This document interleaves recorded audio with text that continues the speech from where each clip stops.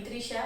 Caesarean section से delivery होने के बाद मदर और उनके परिवारजनों को बहुत सारे सवाल रहते हैं, उनके खाने पीने, उठने बैठने और उनके स्टिचेस से संबंधित। तो इससे संबंधित इसकी जानकारी लेने के लिए, उसकी प्रॉपर इंफॉर्मेशन लेने के लिए आज हमारे साथ है जाने माने doctor Anupama Srivastava, gynaecologist and जो पिछले 25 सालों से प्रैक्टिस कर रहे हैं। So welcome doctor. धन्यवाद, मुझे यहाँ इस काम के लिए आपने बुलाया। सो डॉक्टर, सबसे पहले सवाल ये है कि सीजेरियन डिलीवरी होने के बाद बच्चे और मदर को जब रूम में शिफ्ट करते हैं तो क्या चीज़ों का ध्यान रखना चाहिए? ऑपरेशन डिलीवरी के बाद जब हम माँ और बच्चे को रूम में शिफ्ट करते हैं तो बहुत हर्ष उल्लास का समय रहता है। हाँ, उसके साथ बहुत उत्सुकताएं भी रहती हैं, सब ठीक हुआ कि नहीं हुआ। तो हमें थोड़ा टाइम देना चाहिए, मेडिकल स्टाफ आके माँ और बच्चे को अच्छे से चेक कर लें। अब हमारी भी लेकिन उसमें कुछ जिम्मेदारियां हैं, जैसे कि हमें जो हमारे से मिलने के लिए परिजन आए हैं वो थोड़े लिमिटेड कम रखने चाहिए, क्योंकि माँ भी एग्जॉस्ट हो चुकी होती है, थकी होती है, तो उसको थोड़ा आराम की ज़रूरत है। और बच्चे के लिए जितने लोग भी बच्चे को पकड़ेंगे वो बेहतर है कि अपना हाथ सैनिटाइजर से सैनिटाइज करके पकड़ें। और अभी सिर्फ कोरोना काल के लिए नहीं, मैं चाहती हूँ कि हर समय जब भी कोई बच्चे को पकड़े वो मास्क लगा के ही बच्चे को पकड़े। और बच्चे को किस करना या अपना मुंह बच्चे के पास लाना, ये हमें अवॉइड करना चाहिए। सो डॉक्टर, बच्चे के जन्म के बाद उसका पहला फीड क्या होना चाहिए? बच्चा जन्म लेने के बाद जो माँ का पहला दूध होता है, जिसको कोलोस्ट्रम बोलते हैं, वो बहुत लाभदायक होता है। चाहे 2-4 बूंद भी आए, हमें बच्चे को वो पिलाना चाहिए। फिर अगर और दूध नहीं आ रहा है तो सपोर्ट के लिए फॉर्मूला मिल्क किसी भी कंपनी का आप दे सकते हैं, वो आप अपने हॉस्पिटल के मेडिकल स्टाफ से पूछ सकते हैं। सो डॉक्टर, बच्चे की खाने की बात तो हो गई, तो अब मदर के खाने का क्या? अब ऑपरेशन से डिलीवरी हुई है तो माँ को एनेस्थीसिया दिया है, तो 10 से 12 घंटे के लिए माँ को खाना या पानी कुछ भी नहीं देना है।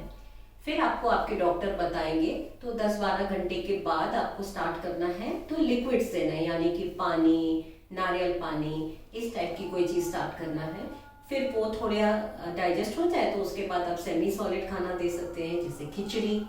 और 1 दिन के बाद तो आप माँ को रोटी और बॉइल्ड वेजिटेबल भी दे सकते हैं। मदर के खाने की भी बात हो गई, तो सीजेरियन डिलीवरी के बाद कितने घंटे के बाद मदर चल सकती है और कब से वो बैठ सकती है? अब मदर को एनेस्थीसिया दिया है तो ये स्पाइनल एनेस्थीसिया होते हैं, तो उसका निचला हिस्सा, पैर नहीं काम करते हैं शुरू में। 6 से 8 घंटे के बाद उसका वो असर निकल जाता है, तो माँ को हम लोग बिठा सकते हैं बेड के सपोर्ट से, जिसको हम प्रॉप्ड अप पोजीशन बेड बोलते हैं, उससे माँ बैठ सकती है। और करीब 12 घंटे के बाद हम माँ को चलाने की कोशिश कर सकते हैं। इसको हम एंकरेज करना चाहते हैं कि माँ जल्दी चलना शुरू करेगी तो वो अच्छा है। मदर की डिलीवरी तो हो गई, तो अब 48 घंटे के बाद क्या सीन रहेगा मदर का? 48 घंटे के बाद, आजकल है ना, सिजेरियन के बाद रिकवरी बहुत फास्ट होती है, तो आप इमेजिन भी नहीं कर सकते 48 घंटे के बाद आपकी माँ बैठ के अपने बच्चे को दूध पिला रही होगी, रोटी और सब्जी खा रही होगी, पेशाब की नली निकल चुकी होगी, हाथों में से बॉटल्स निकल चुकी होंगी, तो उठ के खुद से बाथरूम जा रही होगी। ओह, रिकवरी देखो कितनी फास्ट हो चुकी है, और ये कितना एनकरेजिंग भी है मदर के लिए। तो उनको ये बात बहुत ध्यान से सुननी चाहिए यहाँ पे, इजंट इट मैम? यस। और ये इट इज़ लाइक जो आप बता रहे, इट इज़ लाइक ये सब सारी बात की ऑलमोस्ट लाइक डिस्चार्ज जैसी बात हो गई। तो जैसे कोई कॉम्प्लिकेशन ना हो तो मदर को कब डिस्चार्ज मिलता है, कितने दिन में मिलता है? कोई कॉम्प्लिकेशन नहीं हो तो 3 से 4 दिन में ज़्यादातर डॉक्टर मदर को डिस्चार्ज कर देते हैं, और फिर टांका निकालने के लिए 7 दिन के बाद बुला लेते हैं। सो डॉक्टर, मदर को डिस्चार्ज देने की बात हो गई, तो डिस्चार्ज देते टाइम आप मदर को क्या टेक अवे मैसेज देना चाहेंगे? हाँ, ये बहुत इम्पोर्टेंट क्वेश्चन है क्योंकि अब माँ मेडिकल केयर से घर की केयर में जा रही है। जो मेन इंस्ट्रक्शंस देना चाहूँगी मैं कि माँ को घर पे बेड रेस्ट की ज़रूरत नहीं है, हाँ रेस्ट की ज़रूरत है। नॉर्मल चलना फिरना वहाँ पे घर पे भी करना है। फिर खाने के हिसाब से नॉर्मल हेल्दी खाना, रोटी सब्जी सैलेड फ्रूट ये सब खाना है। घी कम मात्रा में देना है और मसाले अवॉइड करने चाहिए। फिर खूब सारा पानी और लिक्विड्स, यहाँ तक कि 3 से 4 लीटर पानी देना चाहिए। ये जो पुराने ज़माने की कहावत है ना कि पानी ज़्यादा पीने से शरीर फूल जाता है, ये बिल्कुल गलत है। ज़्यादा पानी पीना चाहिए माँ को। और लास्ट में माँ को ये पता होना चाहिए कि थोड़ा शुरू में ब्लड और वाइट डिस्चार्ज नॉर्मल है, लेकिन कभी भी ब्लीडिंग ज़्यादा हो तो तुरंत अपने डॉक्टर से संपर्क करें। बच्चे के विषय में मैं ये बताना चाह रही हूँ कि माँ को कभी भी लेट के फीडिंग नहीं कराना चाहिए, हमेशा बैठ के फीडिंग कराना चाहिए। और बच्चे के नाक में या कान में या कहीं और तेल नहीं डालना चाहिए और आँख में काजल नहीं डालना चाहिए, वो बच्चे की आँख को इन्फेक्ट कर सकता है। बिल्कुल सही बात है मैम। और इसके अलावा जैसे ही मदर को डिस्चार्ज भी मिल गया, वो घर पे चले गए, फिर आपने टाँके वो स्टिचेस निकालने के लिए बुलाते हैं, वो टाइम पे तो बहुत दर्द होता होगा मदर्स को। हाँ, हम स्टिच निकालने के लिए बुलाते हैं 7वें दिन पे, पर बिल्कुल दर्द नहीं होता क्योंकि टेक्नोलॉजी चेंज हो चुकी है। पहले के ज़माने में जो सिजेरियन होता था वो वर्टिकल इंसिजन मतलब लंबा टाँका लेते थे। अब हम लोग ट्रांसवर्स इंसिजन मतलब पेट के नीचे वाले भाग में आड़ा टाँका लेते हैं। उसमें दर्द भी कम होता है और कॉम्प्लिकेशंस भी कम होते हैं।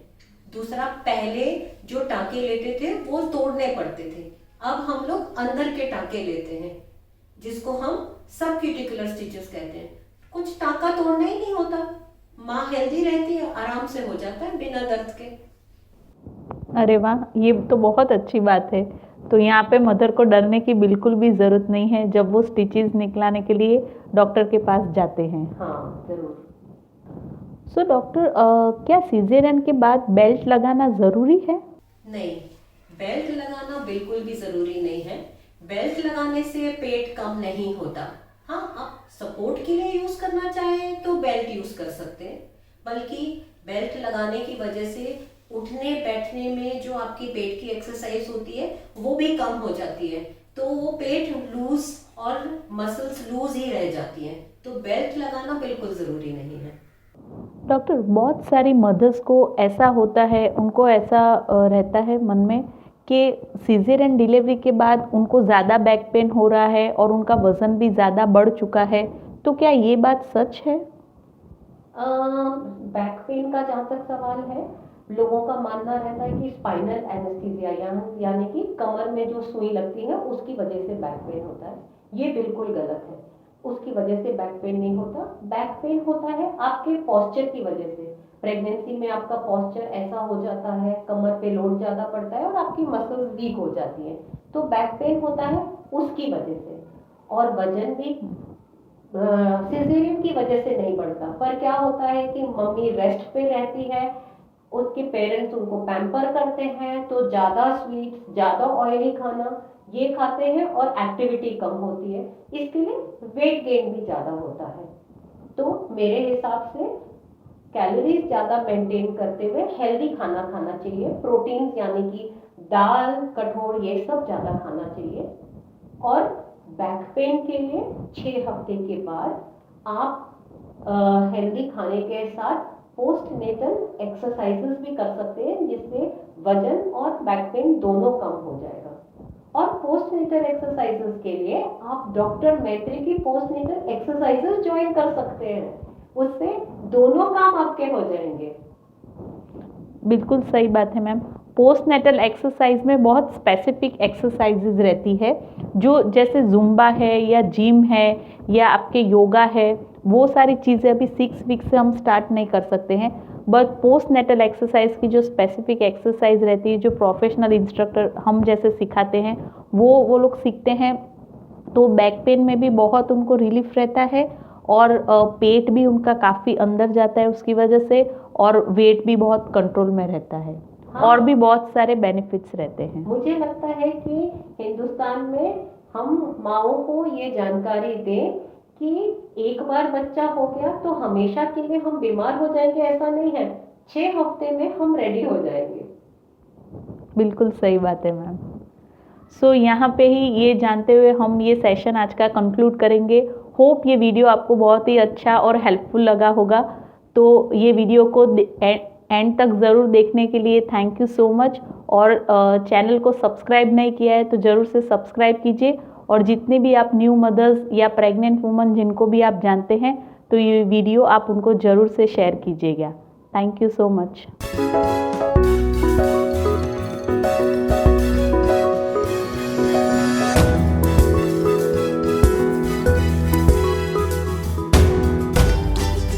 Thank you so much for watching this video till end.